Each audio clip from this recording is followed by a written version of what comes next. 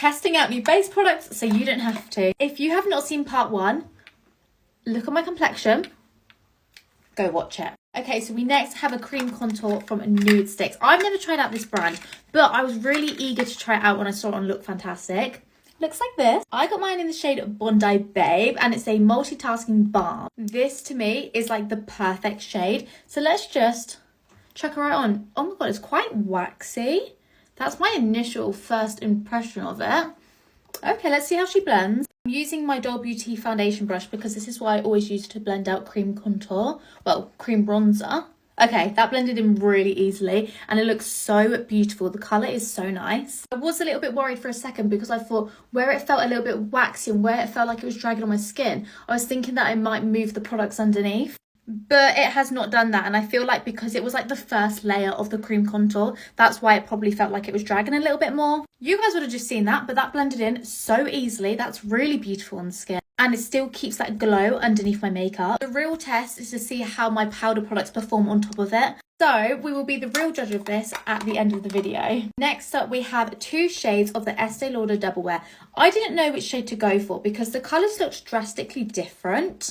But in person, they look kind of similar. So I'm glad I got them both because I was really unsure. But I got the shades 1N and then 1W. This is the shade Light Warm 1W. And then this one is Light Neutral 1N. So you can see there's a tiny bit of difference in the shades. This one is obviously a little bit warmer and this one is a little bit lighter. I'm going to use shade Warm Light, which is a slightly darker shade.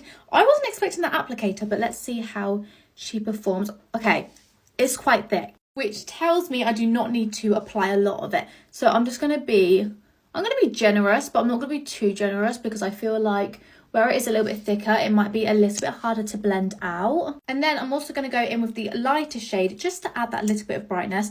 I don't normally do this, but I feel like because I did purchase both shades, I may as well use them. I'm also going to use a little bit of this one on my forehead. There's not a drastic difference in the colour, but you can see there is a difference. So be very mindful when you are picking out your shade, because if I was to put the light one all over my face, I feel like it wouldn't look right, but with that warmth, it really makes a difference. I'm going with a beauty blender because that's how I always blend out my concealer. Let's see, she's actually very easy to blend out. Okay, this side was a little bit more challenging. I feel like it might be a product that you need to work quite quickly with. One thing I do like about this is that you do not need a lot of product. Okay, let's see how our under eyes blend out. Okay, she's definitely got that coverage.